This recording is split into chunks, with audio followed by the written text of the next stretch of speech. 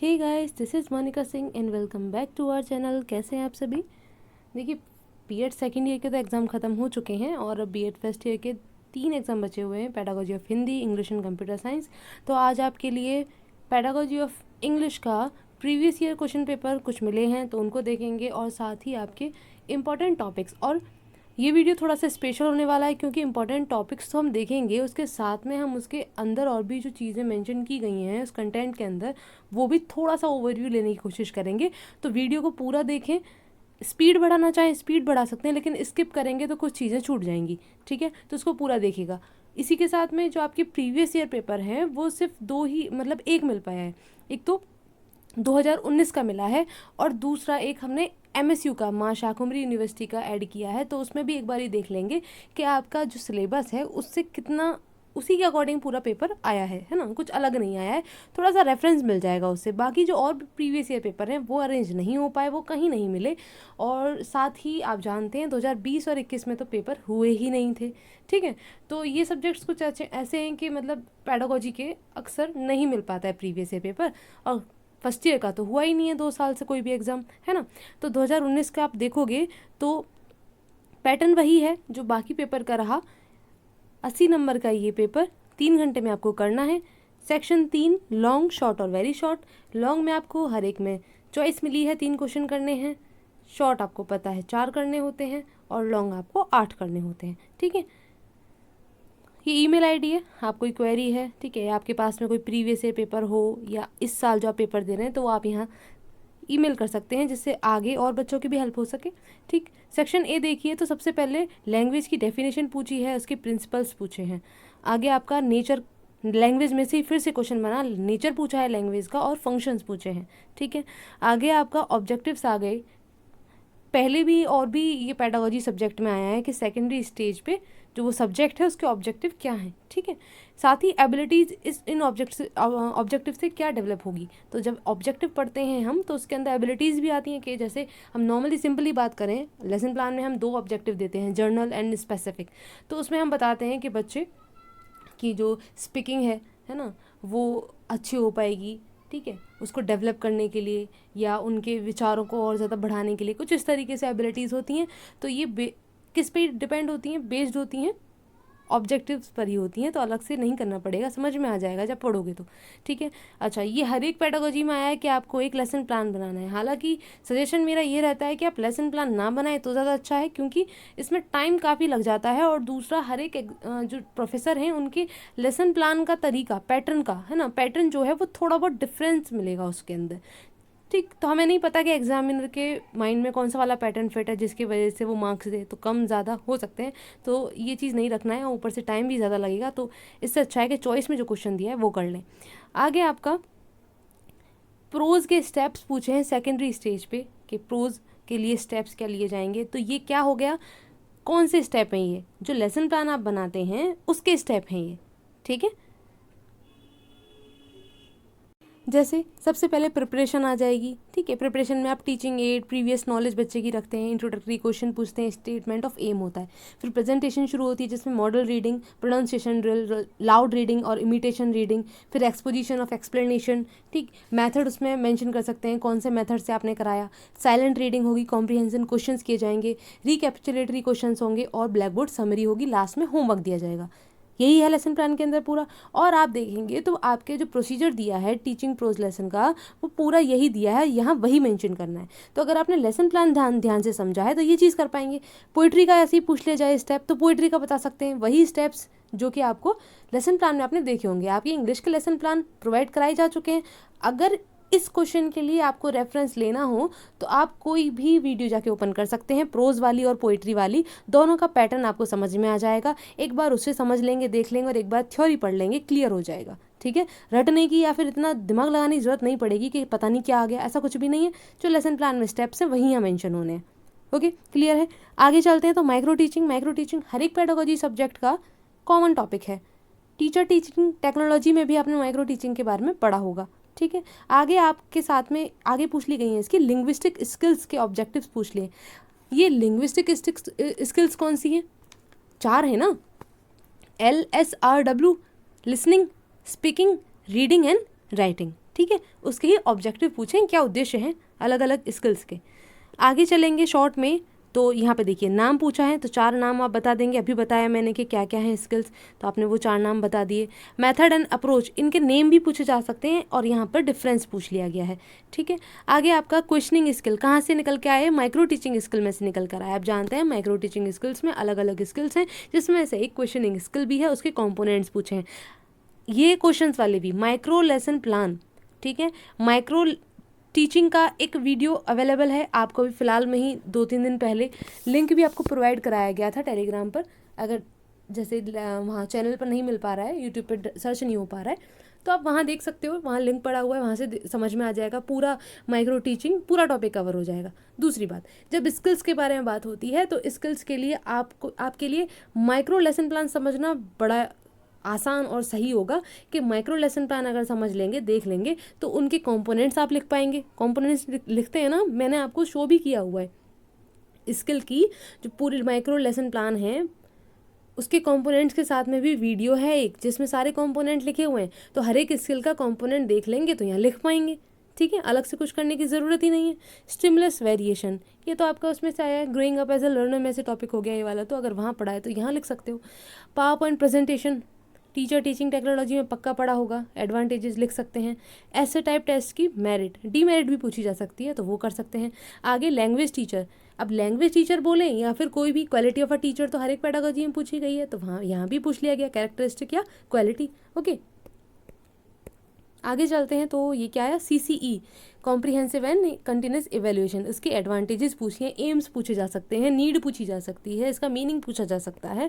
ठीक है, आगे चलते हैं वेरी शॉर्ट में, तो देखिए 2 माइक्रो टीचिंग स्किल्स के नेम पूछे हैं ना, तो बता सकते हैं। इंट्रोडक्शन स्किल है, इलस्ट्रेशन स्किल है, आपका अभी देखा क्वेश्चनिंग स्किल थी, ठीक है, स्टिमुलस वेरिएशन स्किल है, ब्लैक बोर्ड स्किल है। ओके, नेक्स्ट आपका लेसन प्लानिंग के 2 एडवांटेजेस पूछे हैं, देखिए नाम यहाँ पे एक दे दिया इंट्रोडक्शन स्किल, इसके ऑब्जेक्टिव पूछे हैं। Advantages of ICT, pros teaching के मेथड पूछा है, तो 2 मेथड आप बता दोगे। और जब आप प्रोसीजर पढ़ रहे हैं प्रोज लेसन प्लान का, वहाँ पे फिर बाद में मेथड भी दिए गए हैं, डायरेक्ट मेथड है, ट्रांसलेशन मेथड है, ठीक है, और क्या है, डेरिवेशन मेथड है, इस तरीके से। ऐसे ही आपका पोइट्री के मेथड पूछा जा सकता है, ठीक है, प्रोज का पूछ लिया गया है। तो आगे इंस्ट्रक्शनल मटेरियल या teaching learning material, teaching add, same एक ही बात है, उनके सिर्फ नेम लिखना है। आगे चलते हैं, तो लैंग्वेज लेबोरेटरी, अब देखिए ये लैंग्वेज लेबोरेटरी हो या बाकी और भी सब्जेक्ट से रिलेटेड, पेडागोजी सब्जेक्ट से रिलेटेड लेबोरेटरी के बारे में तो पूछा ही गया था, है ना। तो यहाँ पे 2 एडवांटेज पूछे हैं, डिसएडवांटेजेस या प्रिकॉशंस पूछे जा सकते हैं, नीड पूछी जा सकती है, इंपॉर्टेंस पूछी जा सकती है। पोइट्री रेसिटेशन के बारे में पूछा गया है यहाँ पर, उसके ऑब्जेक्टिव्स। साइलेंट रीडिंग, अब देखिए यहाँ पर ये जो आपके लिंग्विस्टिक स्किल्स हैं 4, उसमें से आ गया, तो चारों स्किल्स के बारे में आपने इतना तो पता होना चाहिए कि उसकी एडवांटेजेस क्या हैं और ऑब्जेक्टिव्स क्या हैं। ठीक है, RCEM अप्रोच, उसका कॉग्निटिव डोमेन के ऑब्जेक्टिव्स बताने हैं। ठीक है, सिर्फ नेम पूछ लिया कॉग्निटिव डोमेन के बारे में। इसके अलावा आपको पता है 2 और डोमेन होते हैं, साइकोमोटर और कौन सा है, अफेक्टिव डोमेन। ठीक, इस तरीके से पूछे जा सकते हैं। तो ब्लूम टैक्सोनॉमी तो आपकी वेरी इंपॉर्टेंट है ही।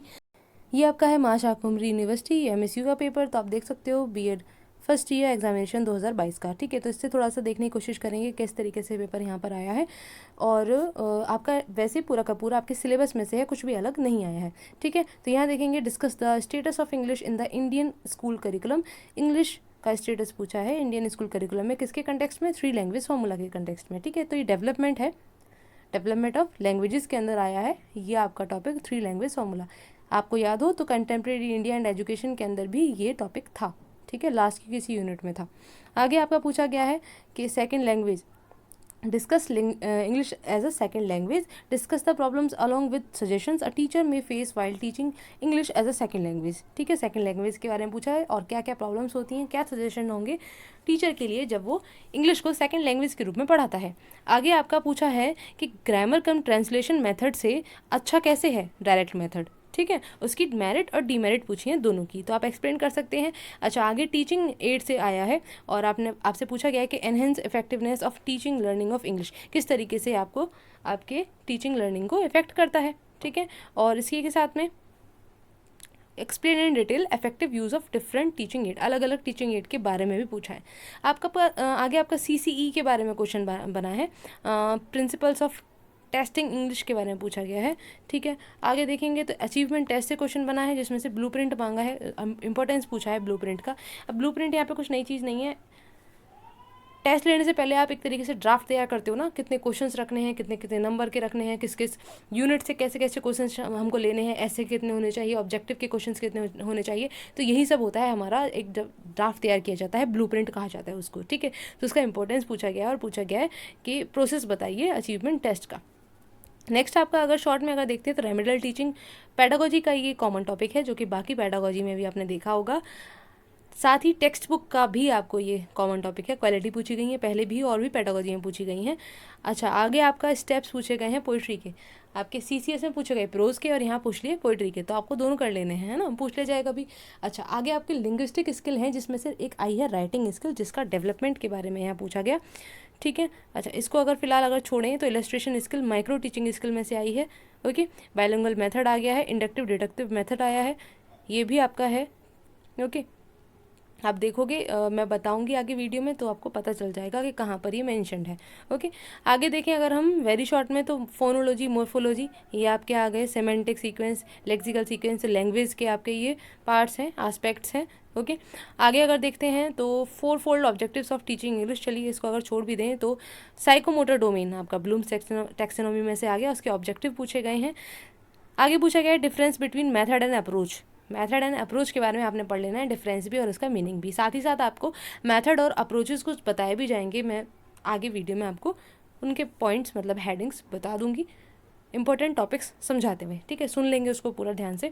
अच्छा, आगे अगर देखते हैं तो स्ट्रक्चरल अप्रोच क्या पूछा गया है, छोड़ सकते हैं, रहने दीजिए इसको, कोई ज़रूरी नहीं है ज़्यादा। एक्टिव पैसिव, अच्छा, इससे क्या समझते हैं आप। आगे पूछा गया है कि लैंग्वेज लेबोरेटरी, ये इंपॉर्टेंट है, एडवांटेज पूछ लिया इसका।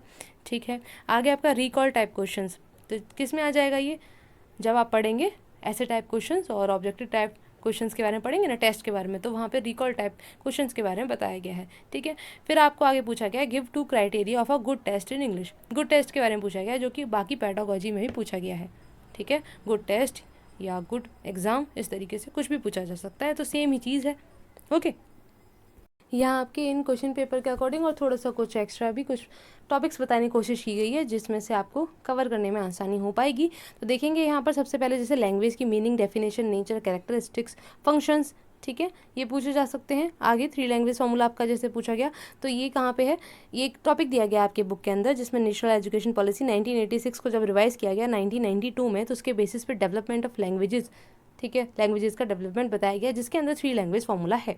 आगे सेकंड लैंग्वेज एक्वाइजेशन पूछ लें या फिर इंग्लिश एज सेकंड लैंग्वेज पूछ लें, एक ही बात है।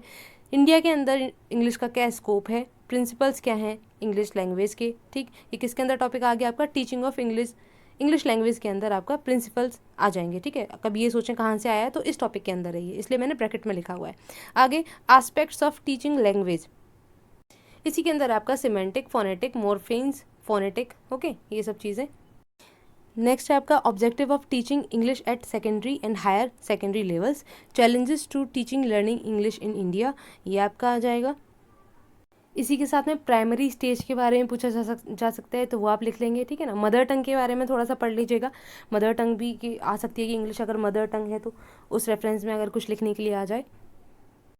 नेक्स्ट आपका most important topic Bloom's taxonomy, long में भी आ जाता है, वेरी शॉर्ट में भी आ जाता है, तो यहाँ पर आपके नॉर्मली ब्लूम्स टैक्सोनॉमी के बारे में पूछा जा सकता है, सीधे सीधे फिर RCEM अप्रोच के बारे में पूछा जा सकता है, लेकिन इसमें वेरी शॉर्ट ऐसे भी बने हुए आपने देखे और आ सकते हैं कि सिर्फ और सिर्फ कोग्निटिव ऑब्जेक्टिव के बारे में पूछ लिया जाए या अफेक्टिव ऑब्जेक्टिव्स या साइकोमोटर ऑब्जेक्टिव्स। जैसे कि अगर ब्लूम्स टैक्सोनॉमी की बात करें तो यहाँ पर कोग्निटिव ऑब्जेक्टिव्स में knowledge, comprehension, application, analysis, synthesis और इवैल्यूएशन होता है। ठीक है, तो इस तरीके से पूछा जा सकता है। या फिर इफेक्टिव की बात करें तो वहाँ पे आ जाता है रिसीविंग, रिस्पॉन्डिंग, वैल्यूइंग, ऑर्गेनाइजेशन और आपका कैरेक्टराइजेशन। ठीक है, इस तरीके से आपसे अलग अलग पूछा जा सकता है।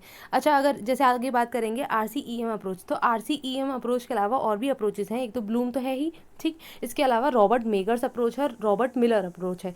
तो रॉबर्ट्स मेगर यहाँ और रॉबर्ट्स मिलर में थोड़ी कमियाँ थीं, जिसको ध्यान में रखते हुए फिर आगे क्या डेवलप किया गया, आपका RCEM अप्रोच डेवलप किया गया। ठीक है ना, ये बात ध्यान रखेंगे। और आगे आपका ऑब्जेक्टिव्स ऑफ टीचिंग प्रोज, ठीक है, टीचिंग प्रोज की टीचिंग में क्या क्या ऑब्जेक्टिव्स होते हैं वो आपने बताने हैं। इसी में आपका प्रोसीजर पूछ लिया गया था, ठीक है, तो प्रोसीजर आपका पोइट्री प्लान के लिए भी पूछा जा सकता है ना, ऑब्जेक्टिव भी पूछा जा सकता है, या लिमिटेशंस हो गई, इसके अलावा इंपॉर्टेंस या एम्स, कुछ भी इस तरीके से छोटा मोटा। तो एक बार नज़र ज़रूर डाल लेंगे कि इसमें कहा क्या गया है ना, कहना क्या चाह रहे हैं, कम से कम थोड़ा सा पता हो तो अच्छी बात है। ये नहीं है कि पूरा बैठ के रटना ही है, नहीं, रटने की बात नहीं है, सिर्फ इतना है कि ये पता हो कि क्या पूछा जा रहा है ना, क्या बताया जा रहा है उस टॉपिक के अंदर। अच्छा, इसी यूनिट के अंदर एक ओवरव्यू ले लेंगे कंपोजिशन का, ठीक है, टीचिंग ऑफ इंग्लिश कंपोजिशन। तो इस कंपोजिशन में दो टाइप के आते हैं, ओरल एंड रिटन, ठीक है। इसी के साथ में हर एक बाकी दो में और बढ़ जाती है, मतलब ओरल भी और रिटन भी, गाइडेड और फ्री कंपोजिशन में, ठीक है। अब इसके अंदर जैसे क्या आ सकता है, ओरल तो है ही, ठीक है, ओरल हो गया जो कि आप ओरल बोल के कंपोजिशन कर रहे हैं किसी चीज़ का, क्वेश्चंस किया, बच्चे ने आंसर कर दिया, या आप कुछ बोल के बता रहे हैं तो उन्होंने वो रिपीट कर लिया। लेकिन अगर गाइडेड कंपोजिशन की बात करें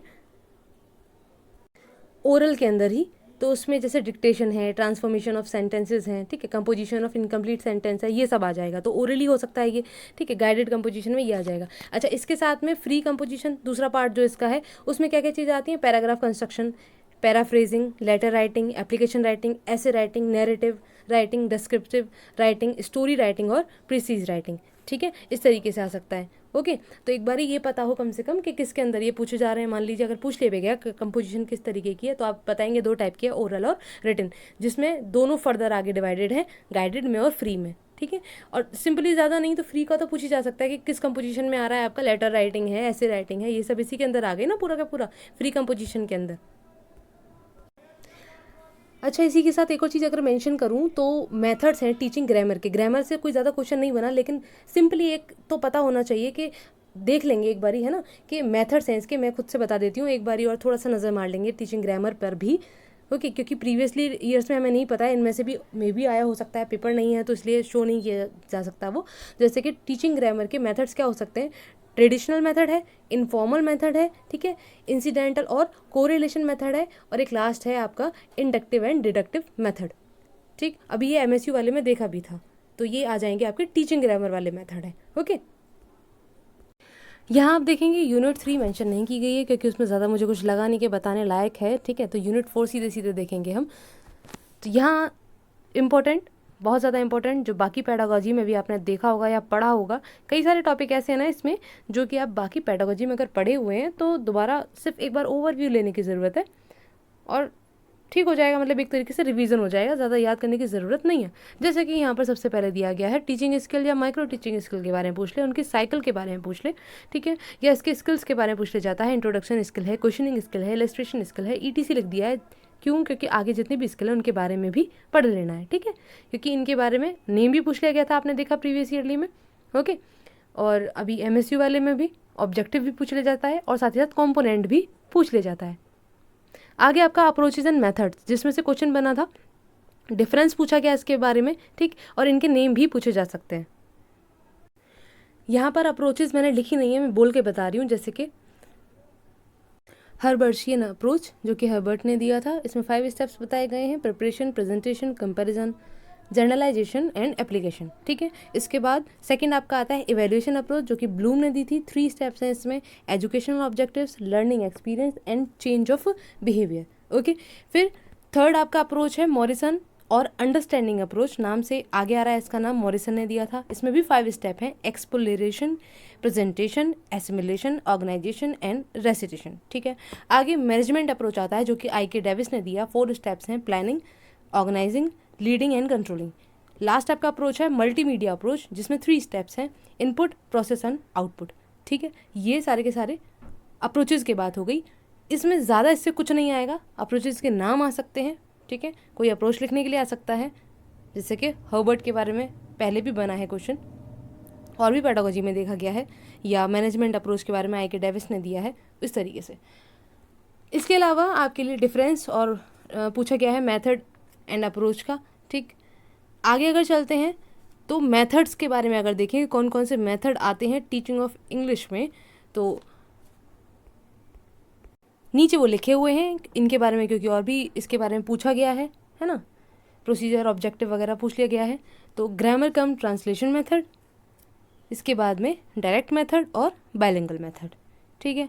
अच्छा, आईसीटी और पावर पॉइंट के बारे में थोड़ा सा पूछा गया है, ज़्यादा कुछ नहीं पूछा गया, तो शॉर्ट में हमने लिख लिया है ये ज़रा सा ओवरव्यू। तो ये तो आपको टीचिंग टेक्नोलॉजी वाली बुक में भी मिल गया होगा, है ना, तो ज़्यादा कुछ करने की इसमें ज़रूरत नहीं पड़ेगी। आगे अगर बात करें तो लिंग्विस्टिक स्किल्स, ये इंपॉर्टेंट है। यहाँ पर रीडिंग, लिसनिंग, रीडिंग और राइटिंग रिपीट हो गया है, हाँ, स्पीकिंग आएगा एक, यहाँ पर रीडिंग नहीं आएगा, ठीक है, स्पीकिंग। अच्छा, इसकी ऑब्जेक्टिव्स पूछे जा सकता है, मेथड पूछा जा सकता है और एडवांटेजेस पूछे जा सकते हैं। स्पेशली रीडिंग में बड़ा इंपॉर्टेंट है मेथड्स इसके, जैसे लाउड रीडिंग, साइलेंट रीडिंग, ठीक है, इंटेंसिव रीडिंग, एक्सटेंसिव रीडिंग, जिसमें से कि साइलेंट रीडिंग के लिए क्वेश्चन पहले भी बनाए, लाउड रीडिंग में से भी बन सकता है। ये थोड़े से कॉमन हो जाते हैं जो कि पूछे जा सकते हैं, ठीक है। इसके अलावा इंटेंसिव एंड एक्सटेंसिव तो बता ही दिया है, तो इसके बारे में थोड़ा सा जान लेंगे, थोड़ा सा पता होना चाहिए कि क्या है, ठीक, क्योंकि एडवांटेजेस आए थे साइलेंट रीडिंग के पहले, ओके। अगर नेक्स्ट अगर बात करें आगे, आपका अगर teaching methods of teaching writing के लिए पूछे, राइटिंग के लिए अगर मेथड पूछा जाता है तो किंडरगार्टन मेथड है, ट्रेसिंग मेथड है, फ्री इमिटेशन मेथड है और FG फ्रेंच मेथड है। आगे चलते हैं तो यहाँ पर आपका इंपॉर्टेंट, बहुत ज़्यादा इंपॉर्टेंट, जो कि बाकी पेडागोजी में आपने पढ़ा होगा, टीचिंग टेक्नोलॉजी वाली बुक में पढ़ा होगा, कि टीचिंग एड्स।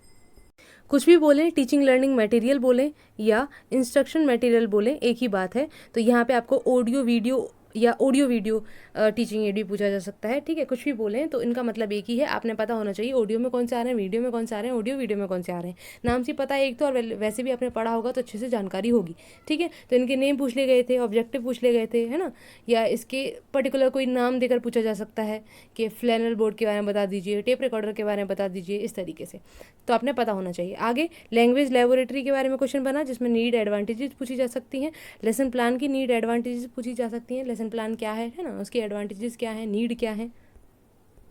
आगे लास्ट यूनिट है आपकी, जिसमें हमने थोड़ा सा लिया है इवेल्युएशन, तो थोड़ा ओवरव्यू ले लेंगे इवेल्युएशन के बारे में। और आपका CCE तो पूछा ही गया है, तो एम्स, एडवांटेजेस, ये क्या है, इसका मीनिंग, ठीक है। तो इस तरीके से इसके बारे में ज़रा सा पढ़ लें अच्छे से। और फिर नेक्स्ट आपका अचीवमेंट टेस्ट, ये कॉमन पेडागोजी सब्जेक्ट है, टॉपिक है। रेमेडियल टीचिंग कॉमन है, क्वालिटी ऑफ या criteria of good test, qualities of good English textbook या करेक्टरिस्टिक्स ऑफ या क्वालिटी ऑफ लैंग्वेज टीचर, ठीक है, कॉमन है ये, लैंग्वेज टीचर या टीचर, ये पूछा भी गया था। अच्छा, स्टार करके इसलिए बनाया गया है यहाँ पर, मुझे अच्छे से मिला नहीं कि किस यूनिट में ये मेंशन्ड है, लेकिन ये कॉमन टॉपिक्स हैं, ये वैसे भी पढ़ सकते हो आप, बाकी पेडागोजी में भी मेंशन थे क्योंकि, ठीक, तो इतनी कोई दिक्कत नहीं होनी चाहिए मेरे हिसाब से। बाकी अचीवमेंट टेस्ट में मीनिंग, लिमिटेशंस, प्रिपरेशन कैसे हो सकती है ना, इसका जो ब्लूप्रिंट मांग लिया जाता है अचीवमेंट टेस्ट का, तो वैसे कुछ नहीं करना है। ब्लूप्रिंट से मतलब ये है कि इसका ड्राफ्ट एक तरीके से, कि अचीवमेंट टेस्ट कैसा होता है, क्या क्या चीज़ें उसमें मेंशन की जाती हैं, जिसमें ऐसे टाइप टेस्ट के बारे में पूछ लिया जाता है, मेरिट डिमेरिट पूछ ली गई है, ऑब्जेक्टिव के बारे में भी मेरिट डिमेरिट आ सकती है, ठीक है। आई होप इससे आपकी कुछ हेल्प हो पाएगी, और कोई भी क्वेरी है तो आप पूछ सकते हो कमेंट करके, और नेक्स्ट वीडियो में मिलते हैं। Thanks for watching.